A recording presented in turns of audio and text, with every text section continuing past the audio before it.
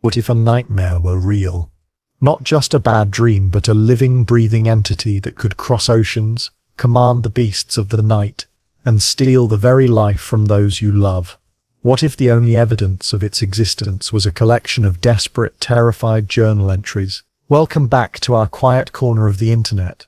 If you are joining us for the first time, we are glad you found us. Here, we delve into the long and meticulously detailed and often unsettling accounts from history and literature, perfect for distracting a restless mind and helping you drift off to sleep. Tonight's reading is different. We are presenting the complete unabridged text of Bram Stoker's Dracula, framed not as a simple novel, but as what it purports to be, a chilling collection of first-hand accounts. We will read the diaries, the letters, the telegrams, and the phonograph recordings of those who faced an ancient terror. Our story begins with the journal of a young English solicitor, Jonathan Harker, as he travels to a remote castle in Transylvania to finalize a real estate transaction with a mysterious nobleman, Count Dracula. What starts as a business trip slowly descends into a paranoid nightmare of imprisonment and supernatural horror. Jonathan soon realizes that his client is not just a reclusive aristocrat, but a monster of unimaginable power and evil, and that his purchase of an estate in London is the first step in a plan to unleash his curse upon a teeming, unsuspecting world. So now, find a comfortable position, turn down the lights, allow the day to fade away as we open the first of these journals. Let the words wash over you. There is no need to follow every detail. Simply allow my voice to be a steady, calming presence as you drift into the darkness. We now present the collected papers concerning the case of the vampire Dracula. We left in pretty good time and came after nightfall to Klausenburg. Here I stopped for the night at the Hotel Royal. I had for dinner, or rather supper, a chicken done up some way with red pepper, which was very good but thirsty. Asked the waiter, and he said it was called paprika hendel, and that as it was a national dish, I should be able to get it anywhere along the Carpathians. I found my smattering of German very useful here indeed. I don't know how I should be able to get on without it, having had some time at my disposal when in London. I had visited the British Museum and made search among the books and maps in the library regarding Transylvania. It had struck me that some foreknowledge of the country could hardly fail to have some importance in dealing with a nobleman of that country. I find that the district he named is in the extreme east of the country, just on the borders of 3 states, Transylvania, Moldavia, and Bukovina, in the midst of the Carpathian Mountains, one of the wildest and least known portions of Europe. I was not able to light on any map or work giving the exact locality of the Castle Dracula, as there are no maps of this country as yet, to compare with our own Ordnance Survey maps. But I found that Bistritz, the post town named by Count Dracula, is a fairly well-known place. I shall enter here some of my notes as they may refresh my memory when I talk over my travels with Mina. In the population of Transylvania, there are 4 distinct nationalities: Saxons in the south, and mixed with them the Wallachs, who are the descendants of the Dacians, Magyars in the west, and Sekalis in the east and north. I am going among the latter, who claim to be descended from Attila and the Huns. This may be so, for when the Magyars conquered the country in the 11th century, they found the Huns settled in it. I read that every known superstition in the world is gathered into the horseshoe of the Carpathians, as if it were the center of some sort of imaginative whirlpool. If so, my stay may be very interesting. I did not sleep well, though my bed was comfortable enough, for I had all sorts of queer dreams. There was a dog howling all night under my window, which may have had something to do with it, or it may have been the paprika, for I had to drink up all the water in my carafe and was still thirsty. Towards morning I slept and was wakened by the continuous knocking at my door, so I guess I must have been sleeping soundly then. I had for breakfast more paprika, and a sort of porridge of maize flour which they said was mamaliga, and eggplant stuffed with forcemeat, a very excellent dish which they call implet. I had to hurry breakfast, for the train started a little before 8, or rather it ought to have done so, for after rushing to the station at 7:30, I had to sit in the carriage for more than an hour before we began to move. It seems to me that the further east you go, the more unpunctual are the trains. What ought they to be in China? All day long we seemed to dawdle through a country which was full of beauty, of every kind. Sometimes we saw little towns or castles on the top of steep hills such as we see in old missals. Sometimes we ran by rivers and streams, which seemed from the wide stony margin on each side of them to be subject to great floods. It takes a lot of water and running strong to sweep the outside edge of a river clear. At every station there were groups of people, sometimes crowds, and in all sorts of attire. Some of them were just like the peasants at home, or those I saw coming through France and Germany, with short jackets and round hats and homemade trousers. But others were very picturesque. The women looked pretty, except when you got near them, but they were very clumsy about the waist. They had all full white sleeves of some kind or other, and most of them had big belts, with a lot of strips of something fluttering from them like the dresses in a ballet. But of course there were petticoats under them. The strangest figures we saw were the Slovaks, who were more barbarian than the rest, with their big cowboy hats, great baggy dirty white trousers, white linen shirts, and enormous heavy leather belts, nearly a foot wide, all studded over with brass nails. They wore high boots, with their trousers tucked into them, and had long black hair and heavy black mustaches. They are very picturesque, but do not look prepossessing. On the stage, they would be set down at once as some old oriental band of brigands. They are, however, I am told, very harmless and rather wanting in natural self-assertion. It was on the dark side of twilight when we got to Bistritz, which is a very interesting old place, being practically on the frontier, for the Borgo Pass leads from it into Bukovina.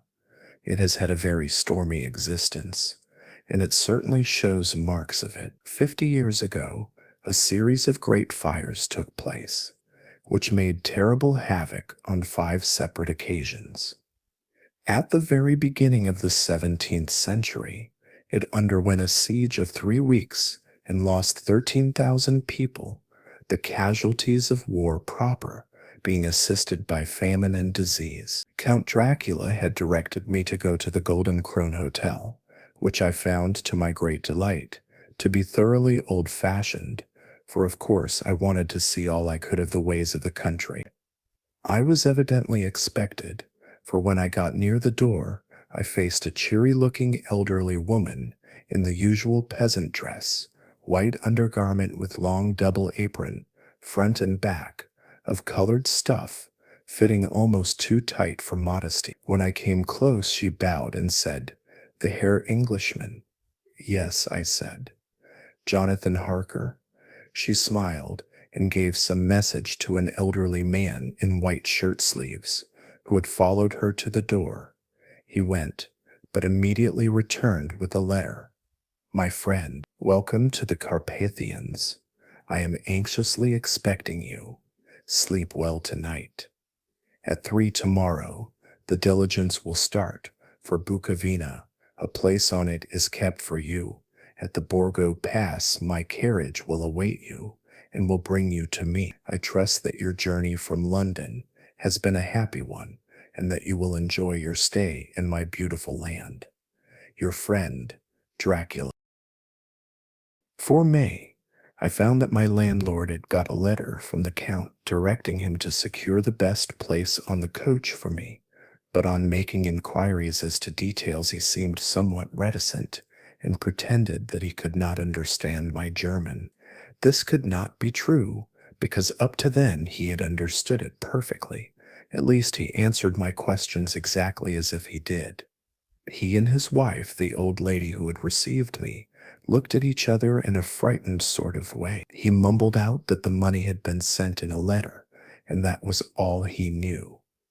When I asked him if he knew Count Dracula and could tell me anything of his castle, both he and his wife crossed themselves, and saying that they knew nothing at all, simply refused to speak further. It was so near the time of starting that I had no time to ask anyone else, for it was all very mysterious and not by any means comforting. Just before I was leaving, the old lady came up to my room and said in a very hysterical way, "Must you go? Oh, young hare, must you go?" She was in such an excited state that she seemed to have lost her grip of what German she knew, and mixed it all up with some other language which I did not know at all. I was just able to follow her by asking many questions. When I told her that I must go at once, and that I was engaged on important business, she asked again, "Do you know what day it is?" I answered that it was the 4th of May. She shook her head as she said again, "Oh yes, I know that. I know that. But do you know what day it is?" On my saying that I did not understand, she went on, "It is the eve of St. George's Day. Do you not know that tonight, when the clock strikes midnight, all the evil things in the world will have full sway? Do you know where you are going and what you are going to?" She was in such evident distress that I tried to comfort her, but without effect. Finally, she went down on her knees and implored me not to go, at least to wait a day or two before starting. It was all very ridiculous, but I did not feel comfortable. However, there was business to be done, and I could allow nothing to interfere with it. I therefore tried to raise her up, and said, as gravely as I could, that I thanked her, but my duty was imperative, and that I must go. She then rose and dried her eyes, and taking a crucifix from her neck, offered it to me. I did not know what to do, for as an English churchman, I have been taught to regard such things as in some measure idolatrous, and yet it seemed so ungracious to refuse an old lady meaning so well and in such a state of mind. She saw, I suppose, the doubt in my face, for she put the rosary round my neck and said, "For your mother's sake," and went out of the room. I am writing up this part of the diary whilst I am waiting for the coach, which is, of course, late, and the crucifix is still round my neck. Whether it is the old lady's fear, or the many ghostly traditions of this place, or the crucifix itself, I do not know, but I am not feeling nearly as easy in my mind as usual. If this book should ever reach Mina before I do, let it bring my goodbye. Here comes the coach. 5 May. The castle. The gray of the morning is past, and the sun is high over the distant horizon, which seems jagged, whether with trees or hills I know not, for it is so far off that big things and little are mixed. I am not sleepy, and as I am not to be called till I awake, naturally I write till sleep comes. There are many odd things to put down, and lest who reads them may fancy that I dined too well before I left Bistritz. Let me put down my dinner exactly. I dined on what they called robber steak, bits of bacon, onion, and beef, seasoned with red pepper, and strung on sticks, and roasted over the fire, in the simple style of the London cat's meat. The wine was golden midiosh, which produces a queer sting on the tongue, which is, however, not disagreeable. I had only a couple of glasses of this, and nothing else. When I got on the coach, the driver had not taken his seat, and I saw him talking with the landlady. They were evidently talking of me, for every now and then they looked at me, and some of the people who were sitting on the bench outside the door, which they call by a name meaning word-bearer, came and listened, and then looked at me, most of them pityingly. I could hear a lot of words often repeated, queer words, for there were many nationalities in the crowd, so I quietly got my polyglot dictionary from my bag and looked them out. I must say they were not cheering to me, for amongst them were Odug, Satan, Poko, Hel Strigako, Witch, Vrulok, and Vilka's Slack, both of which mean the same thing, one being Slovak and the other Servian, for something that is either werewolf or vampire. When we started, the crowd round the inn door, which had by this time swelled to a considerable size, all made the sign of the cross and pointed 2 fingers towards me. With some difficulty, I got a fellow passenger to tell me what they meant. He would not answer at first, but on learning that I was English, he explained that it was a charm, or guard against the evil eye. This was not very pleasant for me, just starting for an unknown place to meet an unknown man. But everyone seemed so kind-hearted and so sorrowful and so sympathetic that I could not but be touched. I shall never forget the last glimpse which I had of the inn yard and its crowd of picturesque figures, all crossing themselves as they stood round the wide archway, with its background of rich foliage of oleander and orange trees in green tubs, clustered in the center of the yard. Then our driver, whose wide linen drawers covered the whole front of the box seat, Gotza they called them, cracked his big whip over his 4 small horses, which ran abreast, and we set off on our journey. I soon lost sight and recollection of ghostly fears in the beauty of the scene as we drove along, although had I known the language, or rather languages which my fellow passengers were speaking, I might not have been able to throw them off so easily. Before us lay a green sloping land full of forests and woods, with here and there steep hills crowned with clumps of trees or with farmhouses, the blank gable end to the road. There was everywhere a bewildering mass of fruit, blossom, apple, plum, pear, cherry, and as we drove by, I could see the green grass under the trees spangled with the fallen petals. In and out amongst these green hills of what they call here the middle land ran the road, losing itself as it swept round the grassy curve, or was shut out by the straggling ends of pine woods, which here and there ran down the hillsides like tongues of flame. The road was rugged, but still we seemed to fly over it with a feverish haste.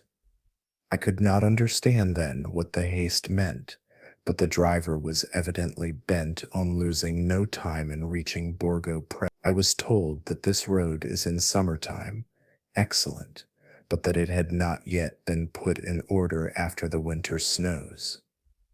In this respect it is different from the general run of roads in the Carpathians, for it is an old tradition that they are not to be kept in too good order. Of old the hospodars would not repair them, lest the Turk should think that they were preparing to bring in foreign troops, and so hasten the war which was always really at loading point.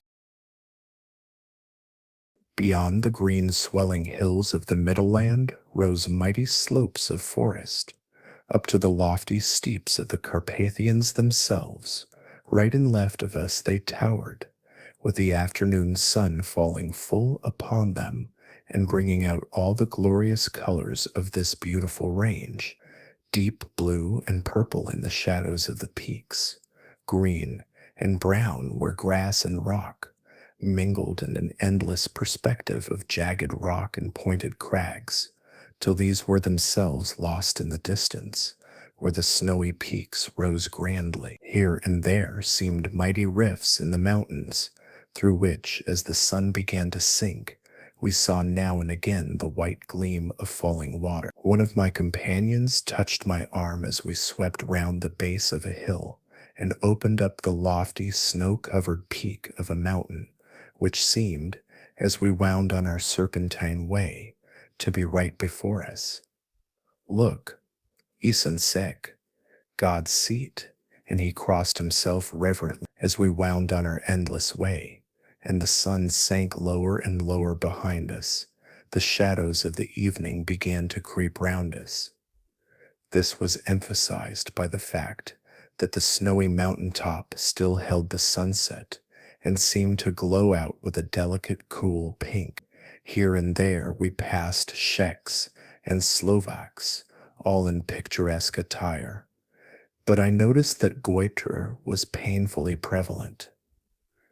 By the roadside were many crosses, and as we swept by, my companions all crossed themselves. Here and there was a peasant man or woman kneeling before a shrine, who did not even turn round as we approached, but seemed in the self-surrender of devotion to have neither eyes nor ears for the outer world. There were many things new to me.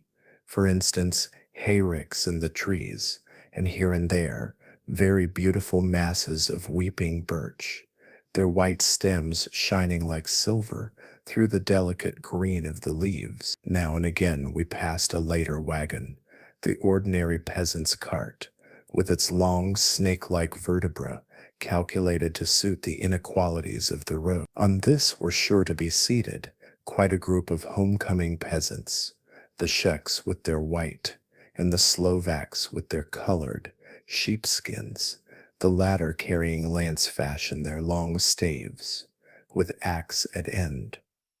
As the evening fell, it began to get very cold, and the growing twilight seemed to merge into one dark mistiness. The gloom of the trees, oak, beech, and pine, though in the valleys which ran deep between the spurs of the hills, as we ascended through the pass, the dark firs stood out here and there against the background of late-lying snow. Sometimes, as the road was cut through the pine woods that seemed in the darkness to be closing down upon us, great masses of grayness, which here and there bestrewed the trees, produced a peculiarly weird and solemn effect, which carried on the thoughts and grim fancies engendered earlier in the evening, when the falling sunset threw into strange relief the ghost-like clouds which amongst the Carpathians seemed to wind ceaselessly through the valleys. Sometimes the hills were so steep that despite our driver's haste, the horses could only go slowly. I wished to get down and walk up them as we do at home, but the driver would not hear of it. No, he said, you must not walk here. The dogs are too fierce. And then he added, with what he evidently meant for grim pleasantry, for he looked round to catch the approving smile of the rest, and you may have enough of such matters before you go to sleep. The only stop he would make was a moment's pause to light his lamps. When it grew dark, there seemed to be some excitement amongst the passengers, and they kept speaking to him, one after the other, as though urging him to further speed. He lashed the horses unmercifully with his long whip, and with wild cries of encouragement urged them on to further exertions. Then through the darkness I could see a sort of patch of gray light ahead of us, as though there were a cleft in the hills. The excitement of the passengers grew greater. The crazy coach rocked on its great leather springs and swayed like a boat tossed on a stormy sea. I had to hold on. The road grew more level, and we appeared to fly along. Then the mountains seemed to come nearer to us on each side and to frown down upon us. We were entering on the Borgo Pass. One by one, several of the passengers offered me gifts, which they pressed upon me with an earnestness which would take no denial. These were certainly of an odd and varied kind, but each was given in simple good faith, with a kindly word and a blessing, and that strange mixture of fear-meaning movements which I had seen outside the hotel at Bistritz, the sign of the cross and the guard against the evil eye. Then as we flew along, the driver leaned forward, and on each side the passengers, craning over the edge of the coach, peered eagerly into the darkness. It was evident that something very exciting was either happening or expected, but though I asked each passenger, no one would give me the slightest explanation. This state of excitement kept on for some little time, and at last we saw before us the pass opening out on the eastern side. There were dark rolling clouds overhead, and in the air the heavy, oppressive sense of thunder. It seemed as though the mountain range had separated two atmospheres, and that now we had got into the thunderous one. I was now myself looking out for the conveyance which was to take me to the count. Each moment I expected to see the glare of lamps through the blackness, but all was dark. The only light was the flickering rays of our own lamps, in which the steam from our hard-driven horses rose in a white cloud. We could see now the sandy road lying white before us, but there was on it no sign of a vehicle. The passengers drew back with a sigh of gladness, which seemed to mock my own disappointment. I was already thinking what I had best do, when the driver, looking at his watch, said to the others something which I could hardly hear. It was spoken so quietly and in so low a tone, I thought it was an hour less than the time. Then turning to me, he said in German worse than my own, "There is no carriage here. The Herr is not expected after all. He will now come on to Bukovina and return tomorrow or the next day. Better the next day."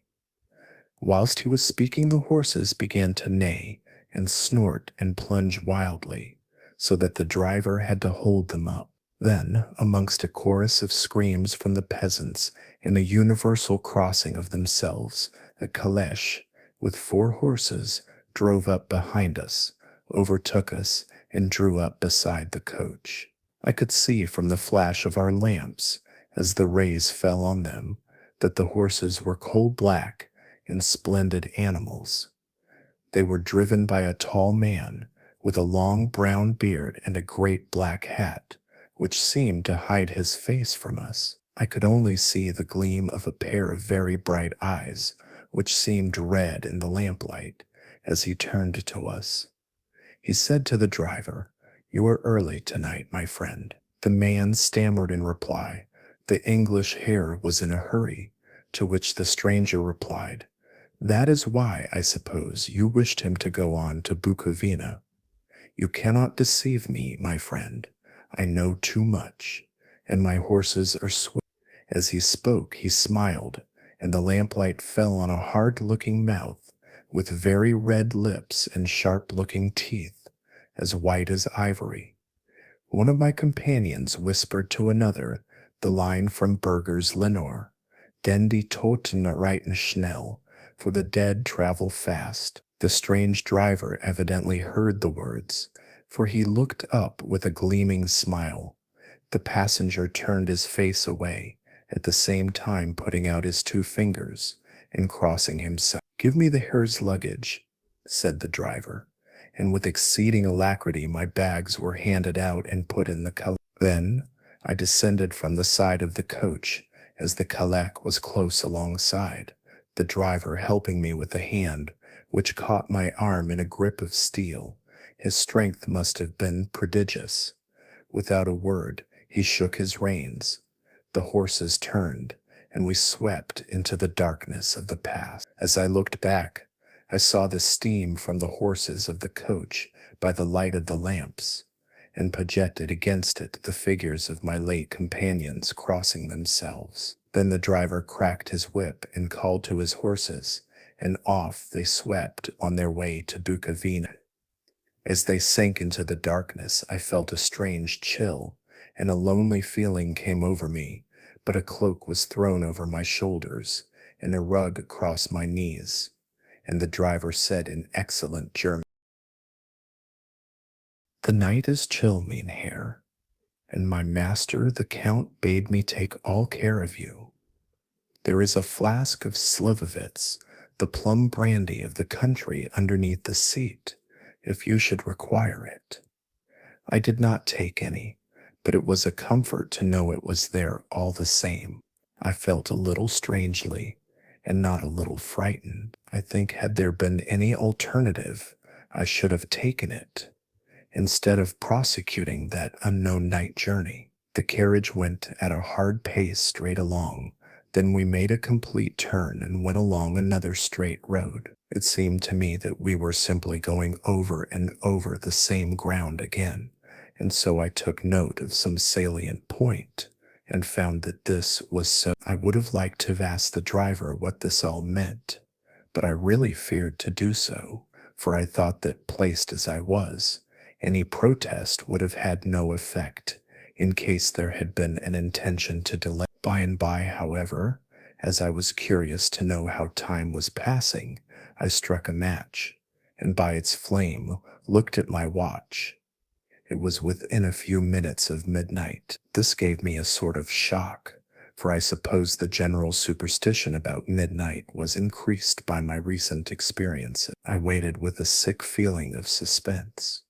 Then a dog began to howl somewhere in a farmhouse far down the road, a long, agonized wailing as if from fear. The sound was taken up by another dog, and then another and another, till borne on the wind which now sighed softly through the pass, a wild howling began, which seemed to come from all over the country as far as the imagination could grasp it, through the gloom of the night. At the first howl the horses began to strain and rear, but the driver spoke to them soothingly, and they quieted down, but shivered and sweated as though after a run away from sudden fright. Then far off in the distance from the mountains on each side of us began a louder and a sharper howling, that of wolves, which affected both the horses and myself in the same way, for I was minded to jump from the calash and run, whilst they reared again and plunged madly, so that the driver had to use all his great strength to keep them from bolting.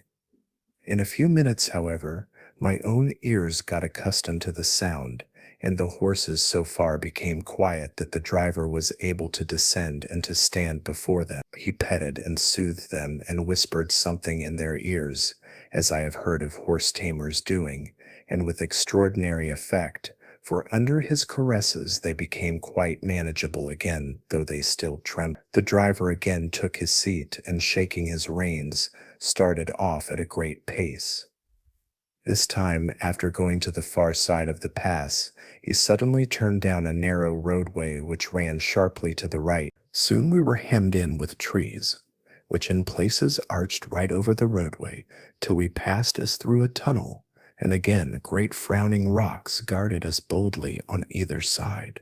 Though we were in shelter, we could hear the rising wind, for it moaned and whistled through the rocks, and the branches of the trees crashed together as we swept along. It grew colder and colder still, and fine, powdery snow began to fall, so that soon we and all around us were covered with a white blanket. The keen wind still carried the howling of the dogs, though this grew fainter as we went on our way. The baying of the wolves sounded nearer and nearer, as though they were closing round on us from every side. I grew dreadfully afraid, and the horses shared my fear. The driver, however, was not in the least disturbed. He kept turning his head to left and right, but I could not see anything through the darkness. Suddenly, away on our left, I saw a faint flickering blue flame. The driver saw it at the same moment.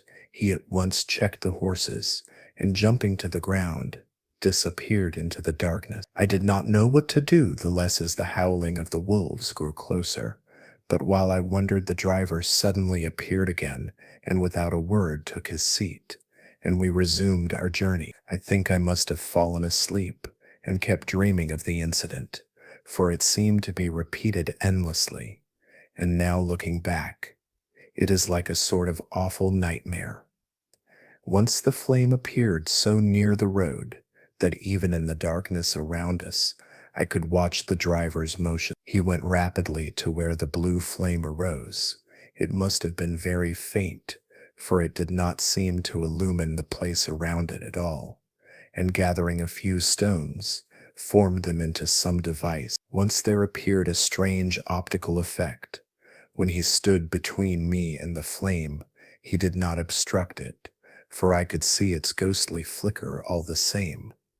This startled me, but as the effect was only momentary, I took it that my eyes deceived me, straining through the darkness. Then, for a time, there were no blue flames, and we sped onwards through the gloom, with the howling of the wolves around us, as though they were following in a moving circle. At last, there came a time when the driver went further afield than he had yet gone, and during his absence, the horses began to tremble worse than ever, and to snort and scream with fright. I could not see any cause for it, for the howling of the wolves had ceased altogether, but just then the moon, sailing through the black clouds, appeared behind the jagged crest of a beetling, pine-clad rock, and by its light I saw around us a ring of wolves, with white teeth and lolling red tongues, with long sinewy limbs and shaggy hair. They were 100 times more terrible in the grim silence which held them than even when they howled. For myself, I felt a sort of paralysis of fear. It is only when a man feels himself face to face with such horrors that he can understand their true. All at once the wolves began to howl as though the moonlight had had some peculiar effect on them. The horses jumped about and reared and looked helplessly round with eyes that rolled in a way painful to see. But the living ring of terror encompassed them on every side, and they had perforce to remain within it. I called to the coachman to come, for it seemed to me that our only chance was to try to break out through the ring and to aid his approach. I shouted and beat the side of the caleche, hoping by the noise to scare the wolves from that side, so as to give him a chance of reaching the trap. How he came there, I know not, but I heard his voice raised in a tone of imperious command, and looking towards the sound, saw him stand in the roadway as he swept his long arms, as though brushing aside some impalpable obstacle. The wolves fell back, and back further still. Just then a heavy cloud passed across the face of the moon, so that we were again in darkness. When I could see again, the driver was climbing into the caleche, and the wolves had disappeared. This was all so strange and uncanny that a dreadful fear came upon me, and I was afraid to speak or move. The time seemed interminable as we swept on our way, now in almost complete darkness, for the rolling clouds obscured the moon. We kept on ascending, with occasional periods of quick descent, but in the main always ascending. Suddenly I became conscious of the fact that the driver was in the act of pulling up the horses in the courtyard of a vast ruined castle, from whose tall black windows came no ray of light, and whose broken battlements showed a jagged line against the moonlit sky. 5 May. I must have been asleep, for certainly if I had been fully awake, I must have noticed the approach of such a remarkable place.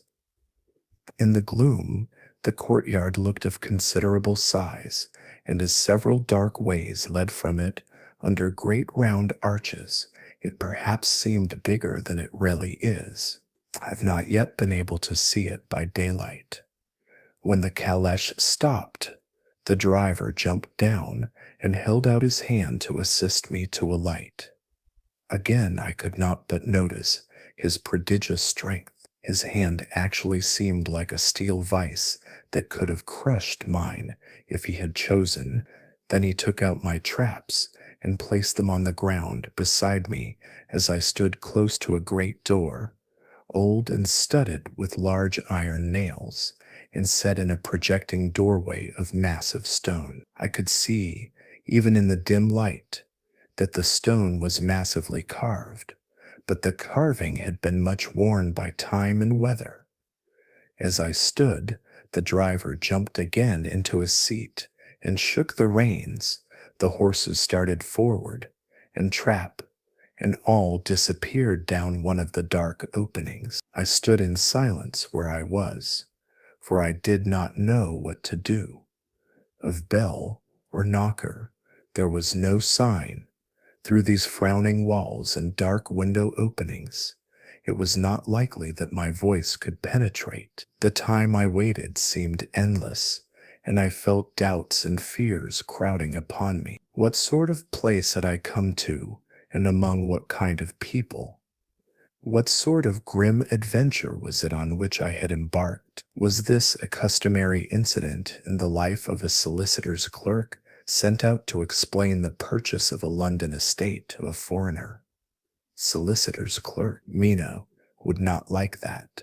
Solicitor, for just before leaving London, I got word that my examination was successful, and I am now a full-blown solicitor. I began to rub my eyes and pinch myself to see if I were awake. It all seemed like a horrible nightmare to me, and I expected that I should suddenly awake and find myself at home, with the dawn struggling in through the windows, as I had now and again felt in the morning after a day of overwork. But my flesh answered the pinching test, and my eyes were not to be deceived. I was indeed awake, and among the Carpathians. All I could do now was to be patient and to wait the coming of the morning. Just as I had come to this conclusion, I heard a heavy step approaching behind the great door, and saw through the chinks the gleam of a coming light. Then there was the sound of rattling chains and the clanking of massive bolts drawn back. A key was turned with the loud grating noise of long disuse, and the great door swung back. Within stood a tall old man, clean-shaven save for a long white mustache, and clad in black from head to foot, without a single speck of color about him anywhere. He held in his hand an antique silver lamp, in which the flame burned without chimney or globe of any kind, throwing long quivering shadows as it flickered in the draught of the open door. The old man motioned me in with his right hand with a courtly gesture, saying in excellent English, but with a strange intonation, "Welcome to my house. Enter freely and of your own will." He made no motion of stepping to meet me, but stood like a statue, as though his gesture of welcome had fixed him into stone. The instant, however, that I had stepped over the threshold, he moved impulsively forward, and holding out his hand, grasped mine with a strength which made me wince, an effect which was not lessened by the fact that it seemed as cold as ice, more like the hand of a dead than a living man. He said, "Welcome to my house.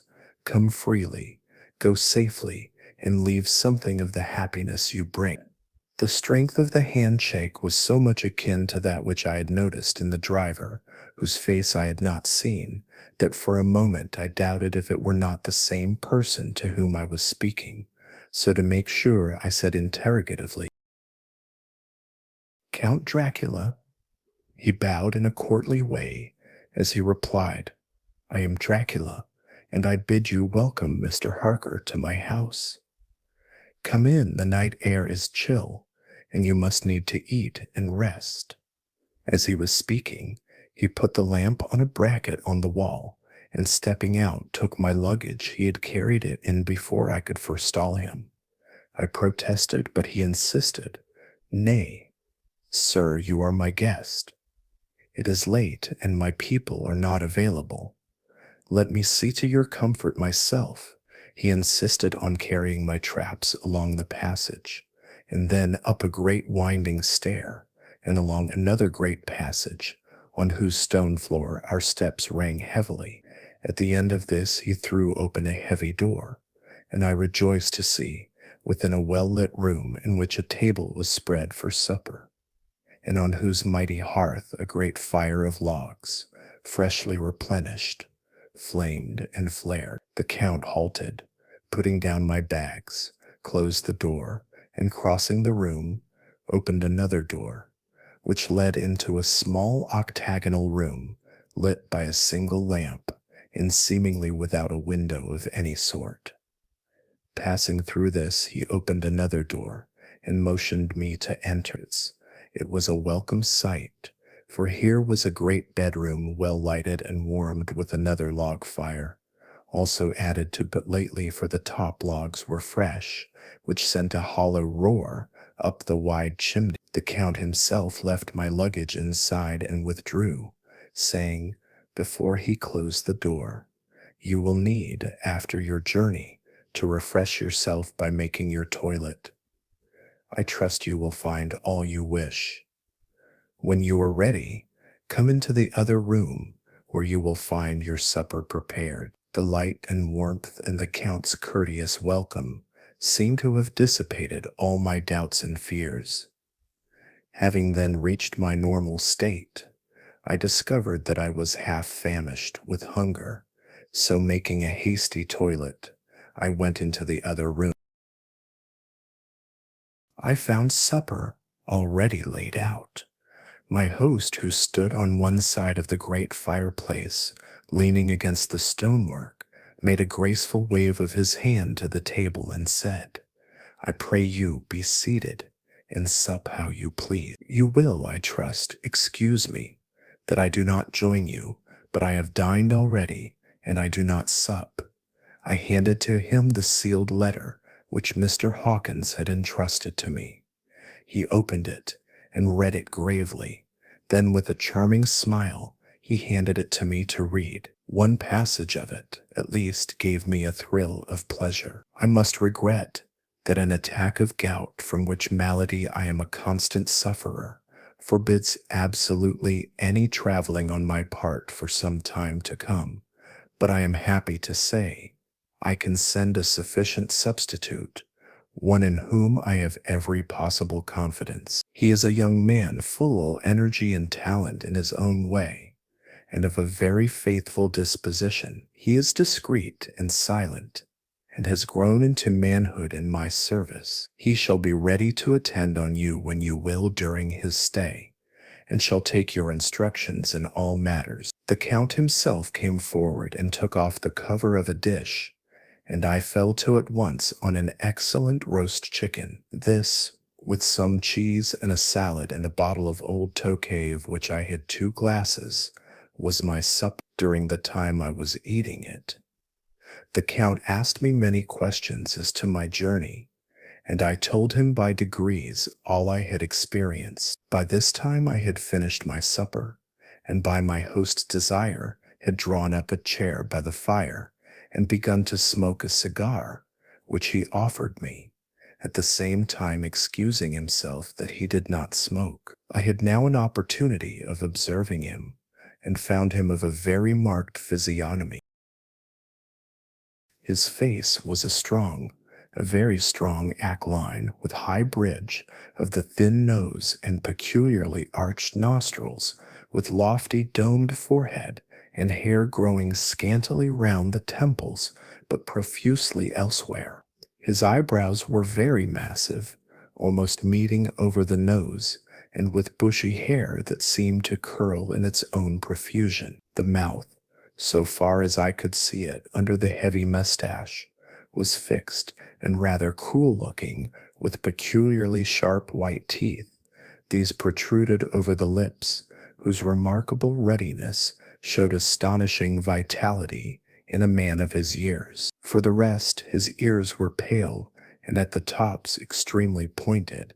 The chin was broad and strong, and the cheeks firm though thin. The general effect was one of extraordinary pallor. Hitherto I had noticed the backs of his hands as they lay on his knees in the firelight, and they had seemed rather white and fine.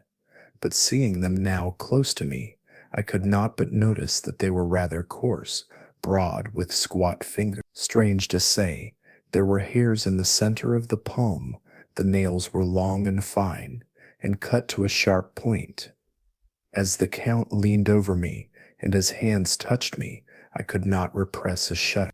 It may have been that his breath was rank, but a horrible feeling of nausea came over me, which, do what I would, I could not conceal. The Count, evidently noticing it, drew back, and with a grim sort of smile, which showed more than he had yet done his protuberant teeth, sat himself down again on his own side of the fire. We were both silent for a while, and as I looked towards the window, I saw the first dim streak of the coming dawn. There seemed a strange stillness over everything, but as I listened, I heard, as if from down below in the valley, the howling of many wolves.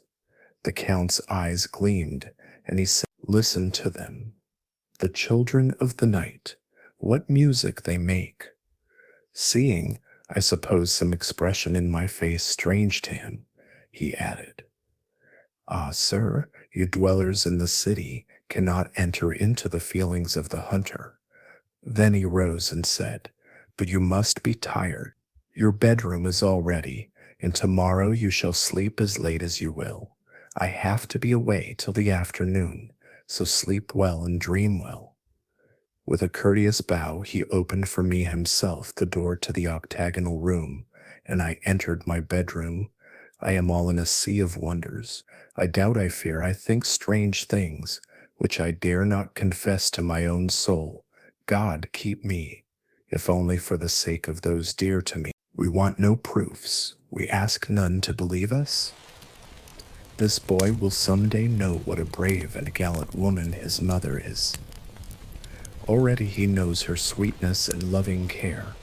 Later on he will understand how some men so loved her that they did dare much for her sake. The final desperate confrontation in the snows of Transylvania serves as our climax. After a frantic chase, our band of heroes intercepts the gypsies transporting Dracula's final coffin at the very moment of sunset. In a chaotic flurry of action, Jonathan Harker and Quincy Morris strike the fatal blows.